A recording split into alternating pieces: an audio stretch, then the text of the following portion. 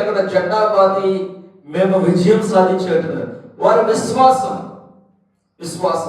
విశ్వాసాన్ని బట్టి మనిషి ప్రయాణాన్ని కొనసాగిస్తున్నాడు. ఈ రోజు కాదు, ప్రారంభం నుంచి.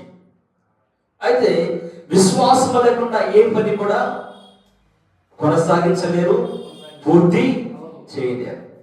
కారణం ఏంటంటే విశ్వాసము వలన ప్రతి పని చేయగలుగుతాం.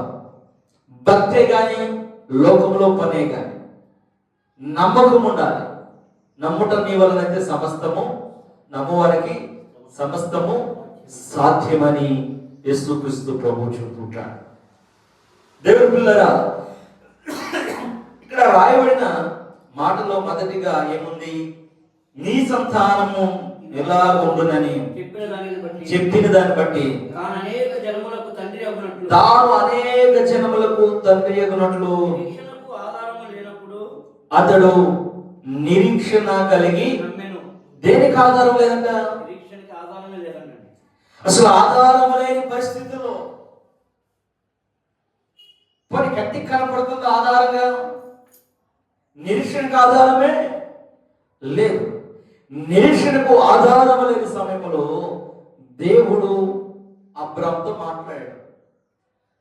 గందరగోళం అనగా గందరగోళ పరిస్థితుల్లో ఉన్న అబ్రాము జీవితంతో దేవుడు ఏమి మాట్లాడుతున్నాడంటే, నేను చూపించు దేశములకు వెళ్ళుము, నేను నీకు గొప్ప జనముగాను, గొప్ప సంతతి గలవారిగాను, గొప్ప ఆస్తిగాను నేను చేసి దీవిస్తానని చెప్పాడు. స్తోత్రం కలుగునుగాక.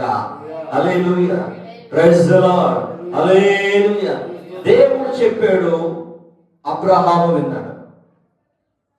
12వ అధ్యాయం ఆదికాండం మొదటి నుంచి, యెహోవా నీవు లేచి నీ దేశము నుండి, నీ బంధువుల యొద్ద నుండి, నీ తండ్రి ఇంటి నుండి బయలుదేరి నేను నీకు చూపించు దేశంలోకి వెళ్ళము, నిన్ను గొప్ప జనముగా చేసి నిన్ను ఆశీర్వదించి నీ నామమును గొప్ప చేతును, నీవు ఆశీర్వాదముగా ఉండు, నీవు ఆశీర్వాదముగా ఉండువు.